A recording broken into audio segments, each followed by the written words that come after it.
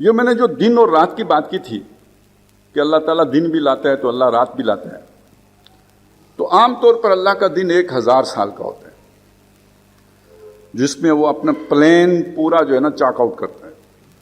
یدبر الامر من السماء الی الارض، اللہ تعالیٰ تدبیر امر فرماتا ہے آسمان سے زمین تک. ثم یارج الیہ، پھر وہ جو بھی اللہ نے فیصلے کیے ہوتے ہیں ان کا فیڈ بیک اللہ کی طرف واپس جاتا ہے.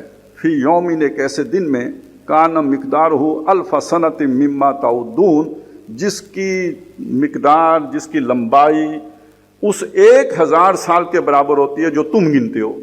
یعنی ہمارا جو سال 365 دنوں کا ہوتا ہے، اس ایک سال کے 1000 سال جب بنتے ہیں تو اللہ کا ایک دن بنتا ہے. آپ کو معلوم ہے کہ اس بنیاد پر ایک بہت بڑا فتنہ اٹھا تھا ہندوستان میں اکبر کے زمانے میں، اور اکبر نے یہ بات کہی تھی کہ نبی صلی اللہ علیہ وسلم کے بعد 1000 سال پورا ہو گئے، گویا اللہ کا منصوبہ پورا ہو گیا، تدبیر امر جو 1000 سال کی تھی وہ پوری ہو گئی، اگلے 1000 سال کا کوئی منصوبہ اللہ کا موجود نہیں ہے، لہٰذا ماں بدولت آزاد ہیں نیا منصوبہ بنانے میں. لہٰذا ہندوستان کے لیے اب میری تدبیر امر چلے گی اور وہ دین اکبری ہوگا جو یہاں پہ نافذ ہوگا. بڑی عجیب بات یہ ہے، ہمیں تورات میں ذکر ملتا ہے کہ جب نبی صلی اللہ علیہ وسلم کی اس میں بشارت ہے، فارکلیت کے نام سے، فاران کی پہاڑیوں سے ان کا ظہور ہوگا اور ان سے ایک روشنی پوری دنیا میں پھیلے گی، اور ان کے 1000 سال کے بعد، وہاں بھی یہی الفاظ ہیں 1000 سال کے بعد، یعنی نبی صلی اللہ علیہ وسلم کے 1000 سال کے بعد پرانا سانپ یعنی ابلیس، پرانا سانپ تورات کی اصطلاح میں ابلیس، یعنی جو ابلیس ہے، شیطان ہے، وہ یاجوج ماجوج کے لشکر لے کے قدسیوں کے شہروں کے اوپر ٹوٹ پڑے گا. قدسی جو محمد رسول اللہ کے ماننے والے یعنی مسلمان، ان کے اوپر حملہ آور کون ہو جائے گا؟ شیطان. لشکر کون سے لے کے؟ یاجوج ماجوج کے. اور اس بارے میں تقریباً یہ خیال پایا جاتا ہے کہ یہ جو مغربی اقوام کا غلبہ تھا، یہ در حقیقت وہی یاجوج ماجوج کے لشکر تھے. علامہ اقبال نے اس کا بھی ذکر کیا ہے، کھل گئے یاجوج و ماجوج کے لشکر تمام، چشم مسلم دیکھ لے تفسیر حرف ینسلون، حتیٰ اذا فتحت یاجوج و ماجوج وہم من کل حدب ینسلون. تو وہ مسلمان دیکھ لیں، وہ منظر سامنے آ گیا ہے کہ یاجوج و ماجوج کے لشکر کھل گئے ہیں. تو یہ لشکر تو علامہ اقبال سے پہلے ہی کھل گئے تھے، اور عجیب بات جو ہے وہ یہ ہے کہ وہ بھی نبی صلی اللہ علیہ وسلم کے 1000 سال کے بعد ہی یہ پروسیس شروع ہوا تھا. اب یہاں سے تھوڑا سا آپ ذرا گیس ورک کریں. گیس ورک یہ ہے کہ دونوں باتیں 1000 سال کے بعد ہوئی ہیں، ادھر ہندوستان میں اکبر اور ادھر مغرب میں وہ جو یاجوج ماجوج کے لشکر اٹھے ہیں. اب آپ ذرا شیطان کے سطح کو کوئی سوچیں نا، ادھر سے نیچے دیکھیں، وہ زمین کو دیکھ رہا ہے، اس نے اپنا یہ پلان یعنی 1000 سال کے بعد اپنی تدبیر کا پلان نافذ کرنا ہے. تو جس جگہ کو وہ منتخب کرتا ہے وہ ویسٹ نہیں ہے، وہ ہندوستان ہے. اور اس کے لیے اس وقت کے بادشاہ کے دل میں بات ڈالتا ہے، ان الشیاطین لیوحون الی اولیاءہم لیجادلوکم، جو اس کے ارد گرد 9 رتن ہوں گے، ان میں سے کئی اس کے جو ہے نا ولی ہوں گے، تو ان کے دلوں میں اس نے یہ بات ڈالی کہ اس جو ان پڑھ بادشاہ کو یہ بات سمجھاؤ کہ وہ 1000 سال کا دور ختم ہو گیا، اب ایک نیا دور کا آغاز کرتے ہیں اور اس دور میں یہ والا دین چلے گا. تو شیطان نے پہلی اٹیمپٹ کہاں کی؟ یہاں کی، کیونکہ جو پوٹینشیل یہاں تھا وہ ویسٹ میں نہیں تھا. یہ مٹی جتنی زرخیز تھی دنیا کی قیادت کے لیے، اتنا ویسٹ نہیں تھا. اللہ تعالیٰ نے ویسٹ میں ہونے دیا جو ہو رہا ہے یا نہیں ہونے دیا؟ یہاں ایک بندہ کھڑا کر دیا، وہی فقیر بندہ، گردن نہ جھکی جس کی جہانگیر کے آگے، شیخ احمد سرہندی مجدد الفسانی. اس کو اس سے کوئی غرض نہیں کہ جیل جاؤں گا، نقصان ہو جائے گا، فنڈ نہیں ملیں گے، بادشاہ ناراض ہو جائے گا. یہ ہوتے نا شاہین، یہ شاہین تھا جو کھڑا ہو گیا اور وہ پورا شیطانی منصوبہ تلپٹ ہو گیا، اور اس کو مجبوراً جا کے تو پھر ویسٹ ہی میں کنسنٹریٹ کرنا پڑا. ہندوستان میں اس کے لیے جگہ نہیں چھوڑی. کس نے؟ ایک آدمی نے، ایک فقیر نے. ایک شاہین نے، یہ شاہین ہوتا ہے، چیرنے پھاڑنے والا شاہین نہیں تھا، وہ دلیل دینے والا شاہین تھا، اس نے بادشاہ کا منصوبہ ختم کر دیا۔ بیچ میں کچھ عرصہ گزرا، سیکنڈ اٹیمپٹ۔ یہ وہ دور ہے کہ جب دو بھائی ہیں، ایک دارا شکوہ ہیں، ایک اورنگزیب عالمگیر، غلام محی الدین اورنگزیب عالمگیر بادشاہ غازی۔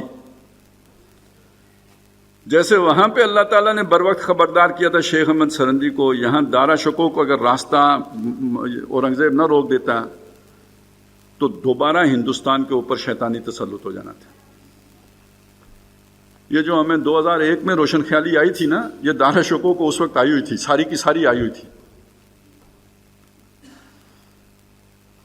نہیں چلی، دوبارہ منصوبہ ناکام ہو گیا۔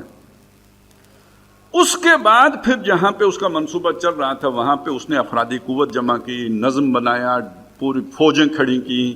اب ان کے ذریعے سے اس نے یلغار کی۔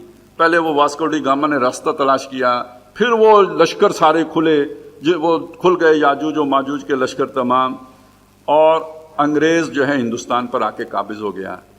اور جب قابض ہو گیا اب کیا ہوا؟ ظاہر ہے جو بادشاہ ہیں، الناس علی دین ملوکہم، لوگ تو بادشاہوں کے طریقے پہ چلتے ہیں۔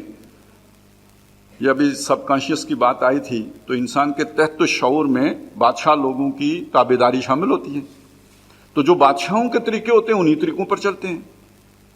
وضع میں تم ہو نصارہ تو تمدن میں ہنود، یہ مسلمان ہیں کہ جنہیں دیکھ کے شرمائیں یہود۔ کیوں؟ اس لیے کہ جو وہ یہود تھے یا جو نصارہ تھے وہ حکمران بن کے آئے تو ان کی جیسی وضع قطع لوگوں نے اختیار کر لی۔ اور اس میں تو بڑے بڑے ہمارے دانشور بہ گئے، انہوں نے کہا یار چمڑی تو ہم بدل نہیں سکتے، ابھی میک اپ کا اتنا سامان نہیں آیا تھا، تو چمڑی تو ہم تبدیل نہیں کر سکتے کہ گوری کر لیں، لیکن یہ کہ اپنا کردار بالکل اسی طرح بنا لو جیسے کہ وسط میں یہ گورے لوگوں کا کردار ہے۔ یہاں تک کہ اگر یہ کھڑے ہو کے پیشاب کرتے ہیں تو اس میں بھی کوئی حکمت ہوگی، کوئی دانائی ہوگی، اس ہمیں سمجھ نہیں آتی، کم دماغ ہیں، لیکن اس کے پیچھے بھی کوئی وزڈم ضرور ہوگی، کھڑے ہو کے پیشاب کرنے کے پیچھے یہ سوچ تھی۔ اب کون کھڑا ہوا امامت کے لیے؟ جنہوں نے پیٹ کی پرواہ نہیں کی، جنہوں نے کھانے پینے کی دنیا کی پرواہ نہیں کی، بلڈنگ ملی تو ملی، نہیں ملی تو پرواہ نہیں، کسی درخت کے نیچے ہی اپنے جو ہے نا شاگرد لے کے بیٹھ گئے، انہیں پڑھانا شروع کیا۔ یہ جو مدارس کا آج سلسلہ ہے اس کا آغاز وہاں سے ہوا تھا کہ ہم نے انگریز کی کوئی شے نہیں استعمال کرنی۔ یہ جو حلال حرام کا چکر ہے نا، یہ بعد میں پڑا، یہ مسئلہ نہیں تھا کہ حلال ہے کہ حرام ہے، یہ اصل میں بائیکاٹ ہے۔ جب بائیکاٹ ہوتے وہ حلال حرام کا مسئلہ نہیں ہوتا، ہم نے آپ کی کوئی شے نہیں استعمال کرنی، آپ کرسی پہ بیٹھتے ہیں ہم نہیں بیٹھیں گے، ہم جو پھوڑی پہ بیٹھیں گے، آپ میز آگے رکھتے ہیں ہم نہیں رکھیں گے، آپ یہ کرتے ہیں ہم وہ نہیں کریں گے، ہم آپ سے 180 درجے الٹا چلیں گے۔ یہ پھر کسی نے ریزسٹ کیا تو ایمان بچا رہ گیا ہندوستان میں، وگرنہ یہ کہ ہر چیز کی تعبیر ہو گئی تھی، تعبیر جدید ہو گئی تھی۔ وہ تو پوری تفصیل میں آپ کے سامنے رکھوں، وہ ایک تو وقت زیادہ لگ جائے گا، کنٹروورسی بھی ہو جائے گی، کیونکہ وہ بھی ہمارے ہیرو ہیں، لیکن ظاہر ہیرو ہی تو زیرو کرتے ہیں۔ تو ہو رہا تھا،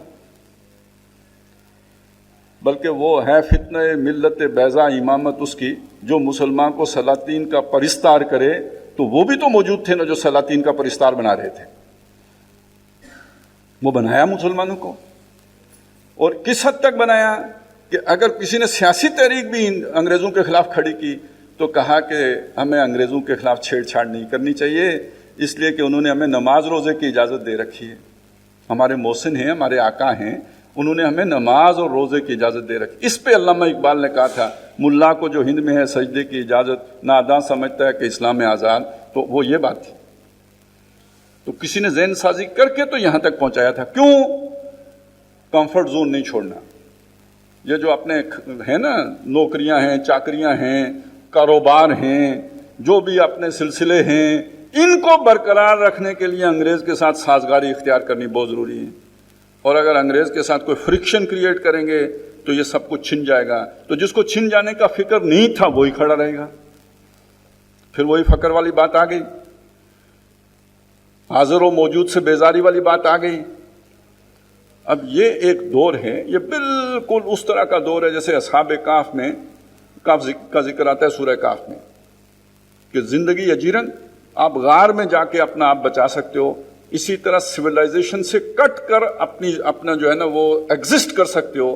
اگر آپ جڑے رہے تو ڈھل جاؤ گے، آپ اسی جو ہے نا کان کے اندر، نمک کی کان کے اندر نمک ہو جاؤ گے۔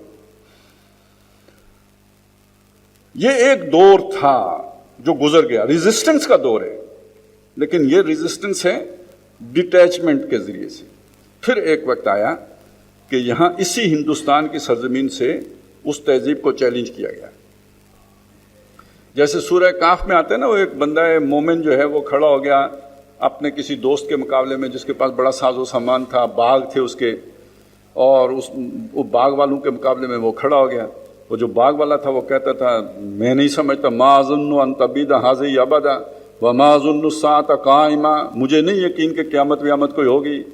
وَلَئِن رُدِدتُ إِلَىٰ رَبِّي لَأَجِدَنَّ خَيْرًا مِّنْهَا مُنقَلَبًا، اگر میں لوٹا ہی دیا گیا بالفرض محال جیسے تم سمجھتے ہو، تو جس نے مجھے یہاں بہت سارا کچھ دیا وہاں بھی بہت کچھ دے گا۔ یہ ایک پوائنٹ آف ویو ہے۔ اب درویش کون ہوتا ہے؟ درویش خدا مست، جو نہ شرقی ہے نہ غربی ہے، جو بیزار ہے حاضر و موجود ہے۔ اس نے کہا کہ یہ لولا اذ دخلت جنتک قلت ما شاء اللہ، میں تو نہیں کہتا یار مجھے کوئی حسد نہیں ہے تم سے، میں تمہیں صرف اتنا نکتہ سمجھا رہا ہوں کہ یہ کیوں نہیں ہوا جب تم اپنے باغ میں داخل ہوئے تو تم نے کہا ہوتا کہ یہ جو اللہ نے چاہا، یہ تمہارا اپنا زور بازو نہیں ہے، یہ اللہ کی تدبیر ہے جس نے تمہیں دیا، بس اتنی ساری تو بات تھی۔ فَعَسَىٰ رَبِّي أَن يُؤْتِيَنِي خَيْرًا مِّن جَنَّتِكَ وَيُرْسِلَ عَلَيْهَا حُسْبَانًا مِّنَ السَّمَاءِ فَتُصْبِحَ صَعِيدًا زَلَقًا، تو امید ہے مجھے اپنے رب سے تیرے اس باغ کو اجاڑ دے گا، اس کا پانی گہرا کر دے گا، اسے ویران کر دے گا، اور تیرے اس باغ سے بہتر باغ مجھے عطا کر دے گا۔ اب ذرا دیکھیے یہ کتنی یقین کے ساتھ کہی ہوئی بات تھی کہ سچ مچ ایسا ہو گیا۔ آگے ساری اس کی تشریح آ گئی ہے، یہی ہوا۔ فَأَصْبَحَ يُقَلِّبُ كَفَّيْهِ عَلَىٰ مَا أَنفَقَ فِيهَا وَهِيَ خَاوِيَةٌ عَلَىٰ عُرُوشِهَا، اب وہ ہاتھ ملتا رہ گیا جو اس نے خرچ کیا ہوا تھا، اور وہ پورا باغ الٹا پڑا تھا اپنے سہاروں کے اوپر، وہ سب غرق ہو گیا۔ آپ یہ دیکھیں ذرا کہ کیا اسی انداز میں علامہ اقبال نے مغربی تہذیب کو چیلنج نہیں کیا کہ تمہاری تہذیب اپنے خنجر سے آپ خودکشی کرے گی، جو شاخ نازک پہ آشیانہ بنے گا ناپائیدار ہوگا۔ وہ کون سی شاخ تھی جو نازک تھی، جس کو اقبال نازک شاخ کہہ رہے ہیں؟ کون سی تھی؟ مادہ پرستی۔ یہ جو مٹیریل جو ہے نا، جو مٹیریلزم ہے اور اس مادہ پرستی ہے، یہ بہت نازک شاخ ہے۔ یہ تو اپنے پاؤں پہ خود کلاڑی مارنے والا کام ہے، اور اس کے نتائج ہیں جو اب وسط میں ظاہر ہونا شروع ہو گئے۔ خاندانی نظام بکھر گیا، والدین جو ہیں اولڈ ہوم میں پڑے ہوئے ہیں، وہ بچوں کو ترستے ہیں، کوئی ان کو گھاس ڈالنے کے لیے تیار نہیں۔ نئی نسل کو ابھی سمجھ ہی نہیں، جب انہیں سمجھ آئے گی تو وہ اس ایج کو پہنچ چکے ہوں گے جب نکھٹو ان کی کوئی بات ہی نہیں سنے گا۔ یہ ٹریجڈی ہے نا جس سے نو انسانی دو چار ہوئی ہے۔ تو یہ ہمارے دانشور کہتے ہیں کہ جی وہ تو ترقی کر رہے ہیں، یہ ترقی ہے؟ یہ ہے نظر کو خیرہ کرتی ہے چمک تہذیب حاضر کی، یہ صنائی مگر جھوٹے نگوں کی رضا کاری ہے۔ تو جس طرح سورہ کہف کے اس بندہ خدا نے، مرد درویش نے، شاہین اقبال نے اپنے مقابل اس شخص کو چیلنج کیا تھا، اسی طرح علامہ اقبال نے اس تہذیب مغرب کو چیلنج کیا۔